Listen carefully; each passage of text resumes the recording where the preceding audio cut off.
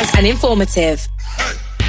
A very beautiful morning to you and welcome to the News Machine, the Artist News Magazine show on radio, and we are reaching you from our FM stations in Lagos on 93.3 FM, FM Abuja 98.3 FM, and FM Owerri 99.5 FM, 7 a.m. to 7:15 a.m.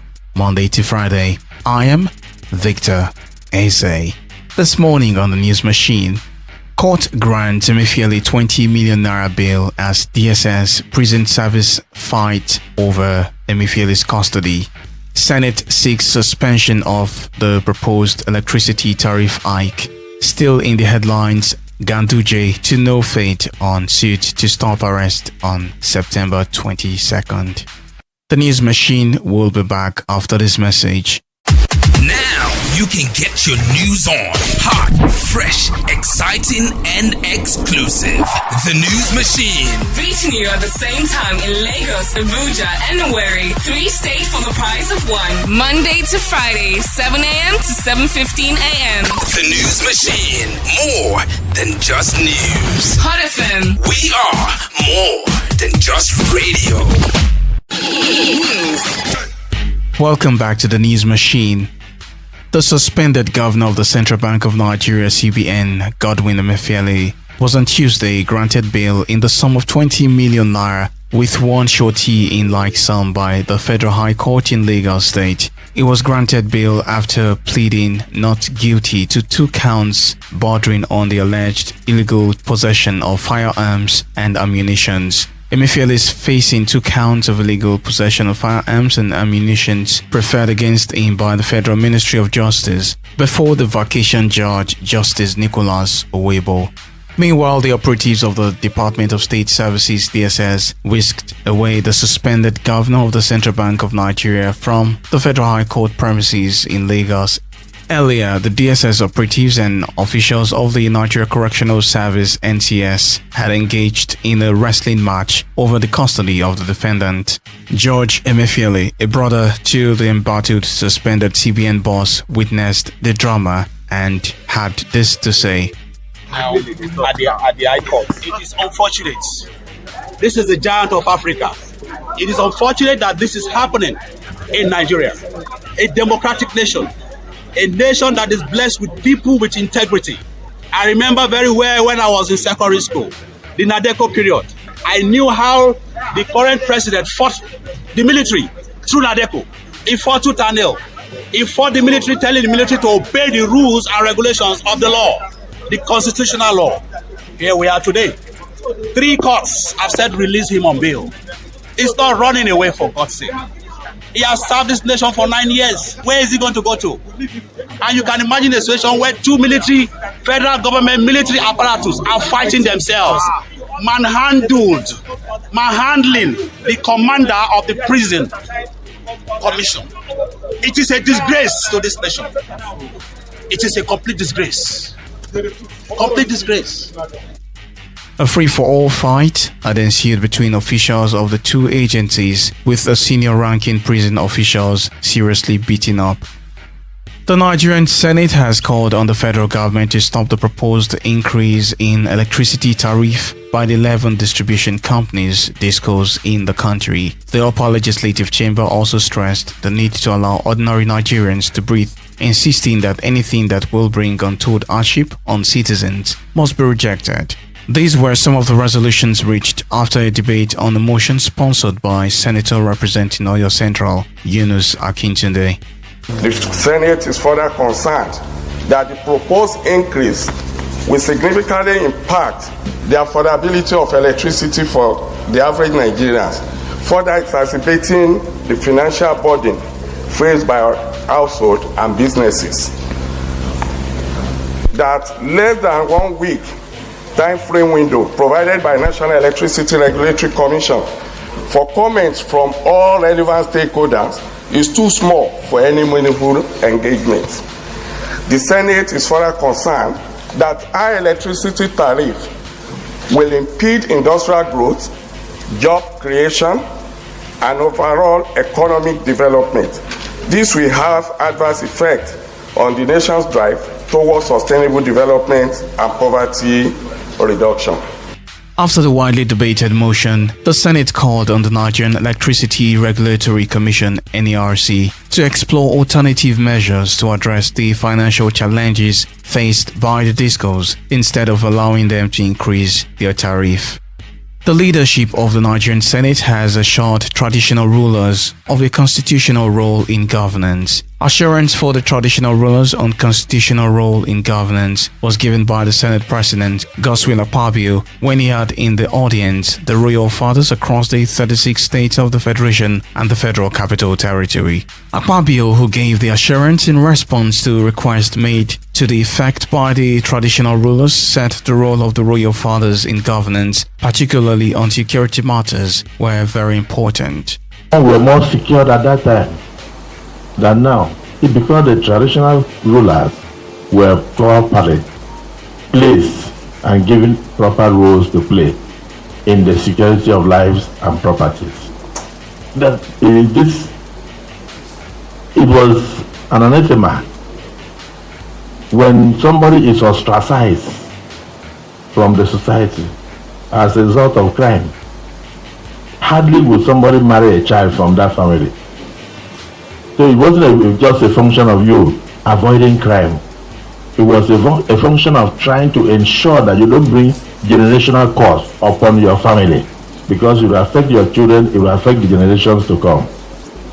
That was then. Earlier in a speech on behalf of the traditional rulers, the Etsu Nupe, Dr. Yahaya Abubakar, who represented the chairman of the National Traditional Council of Nigeria, the Sultan of Sokoto, Alhaji Sa'ad Abubakar, said the constitutional role of traditional rulers was expunged by framers of the 1979 Constitution. So we went further to encourage the President of the Senate and his distinguished colleagues to ensure that God-given resources of this country are used for the development of the country and our citizenry. We urge and advise harmonious working relationship between the Senate, the House of Representatives, the executives, and the judiciary in order to achieve the potentials of this great nation. The Etsu Nupe lamented that all efforts made by traditional rulers across the country under the aegis of the National Council of Traditional Rulers to get back the role had not yielded any fruit. The Federal High Court in Kano State has fixed September 22nd to deliver judgment in a fundamental human rights suit filed by the former governor of the state, Abdullahi Ganduje, to stop his arrest in investigations on alleged dollar bribery videos. The court on July 7th restrained the state's Public Complaint and Anti-Corruption Commission, the Nigerian Police Force, and 6 others from inviting, harassing and arresting Ganduje, his family, or any of his appointees who served under his administration, pending the hearing and determination of a substantive originating motion. Ganduje in the suit is seeking the order of the court to restrain PCACC and others from arresting, investigating and inviting him over the alleged dollar video. After hearing all argument, Justice A.M. Lehman adjourned the matter until September 22nd for judgment. Now it's time to get the trending stories from our News Machine studios at OFM 98.3 Abuja. Let's hook up with Abuja Report. Good morning, I'm Tonya Kokodia. As part of the activities commemorating the 2023 World Day Against Child Labor, the federal government says it is aimed at a reinvigorating international action to achieve social justice and elimination of child labor. According to statistics, it estimated that over 43% of Nigerian children aged between 5 and 11 are actively involved in economic activities, including the worst forms of child labor. Speaking to journalists, the Permanent Secretary, Ministry of Labor, Daju Kocholom, who led a road walk to the headquarters of the National Human Rights Commission to commemorate the day, said the federal government recognizes the importance of addressing the issues of child labor, hence its commitment to eradicating the menace. Also speaking, the event country director International Labour Organization Vanessa Pala said it is collaborating with relevant agencies, parents and teachers to put an end to the labour in order to improve Nigeria's socio-economic development. And our Trade Union Congress has described as empty policy laced with lies the federal government's directive to state governors to draw plans on the palliatives to mitigate the impact of the recent petrol price increase. TUC President Festus Osifo at a press briefing in Abuja said the Congress does not trust the process. He also asked the government not to worsen the citizens' suffering with a proposed increase in electricity tariff and tuition fees of unity schools and tertiary institutions. Osifo restated the Congress opposition to the proposed 7.5% VAT on diesel, as well as the privatization of medical centers and teaching hospitals. He commended the President Bola Tinubu on the suspension of the excise duty on telecom, saying the suspension is for 6 months. TUC said it should be scrapped completely, adding that Nigerians will bear the brunt if introduced. He urged the president to address the security in Plateau State and other parts of the country. And that's all from the News Machine studio at Hot FM Abuja. Over to Lagos. Alright, let's link up with the News Machine studio at Hot FM 99.5 Owerri for the trending news happening in the southeastern part of the country. Good morning and welcome to our News Machine studios in Owerri. The Imo State government has put machinery in motion on how to distribute food items as palliatives for the suffering masses at an emergency Imo State Executive Council meeting presided over by Governor Hope Uzodinma. The government approved the various palliative proposals to cushion the effects of hardship and difficulties suffered by the people as a result of the removal of fuel subsidy and consequently the increase in commodity prices. The Secretary to the State Government, Chief Cosmos Iwu, is expected to work with the relevant ministries and head of service to fine-tune the modalities for the implementation of the palliative. Briefing newsmen at the end of the meeting, the Commissioner for Budget, Economic Planning and Statistics, Dr. C.C. Oswala, said that the government has set up commodity centers in the 27 local government areas that will stock and sell products such as rice, garri, fertilizers, etc. at reduced prices to her citizens. The Abia State government has rolled out strategies aimed at preventing the outbreak of anthrax disease in the state. This followed the confirmation by the federal government that an outbreak of the deadly disease has been recorded in Gujiri, Suleja local government area of Niger State. The state's Commissioner for Agriculture, Professor Monica Irunkwe, unveiled the measure in the statement through the Director of Veterinary Services, Dr. Queen Lilia Nwokocha. She encouraged owners of all livestock businesses in the state to remain alert by promptly reporting any suspected illness and death of animals around them. And finally, Christian Aburime, who serves as the press secretary to Anambra State Governor Charles Soludo, has urged the state chapter of the Nigeria Union of Journalists (NUJ) to retract its negative comments against the governor. Aburime said this during an interaction with journalists in Oka while reacting to a communique issued on Monday by the NUJ. The NUJ in its July meeting frowned upon the purported shutdown of National Light, a state-owned newspaper, without provisions for its workers' welfare. Aburime said Governor Soludo was an amiable, methodological and egalitarian governor who did not fit the mold the NUJ placed him in. While pleading not to speak regarding the newspaper, Aburime said the matter was being handled by the appropriate ministry and agency subject to due process. That's all from our News Machine studios at Hot FM Owerri. Back to our studios in Lagos for the rest of the news. I am Ifeyunwa Nwana. You're still listening to the News Machine, reaching you from our Hot FM stations in Lagos on 93.3 FM, Hot FM Abuja 98.3 FM, and Hot FM Owerri 99.5 FM, 7 a.m. to 7:15 a.m., Monday to Friday. Let's hear what correspondent Nesta Sani has for us in Voices in the News. Regina Akume, after the swearing-in of her husband, George Akume, as Secretary to the Government of the Federation.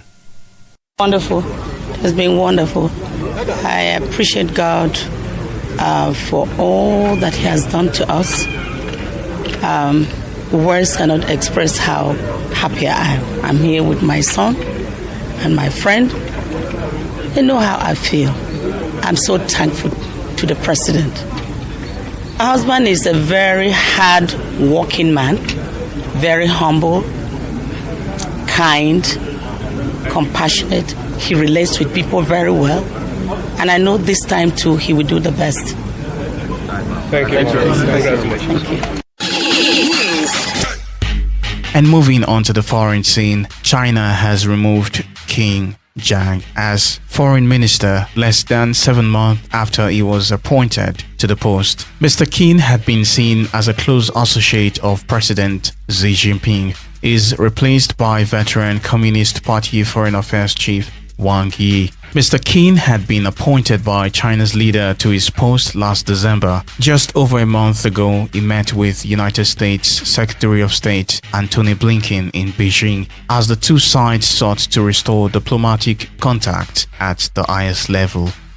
Remember, you can listen to more episodes of The News Machine and watch videos of news stories online at hotfm.ng. And that's a wrap on today's edition of The News Machine. Join us again tomorrow for a fresh edition. Do well to have a beautiful day.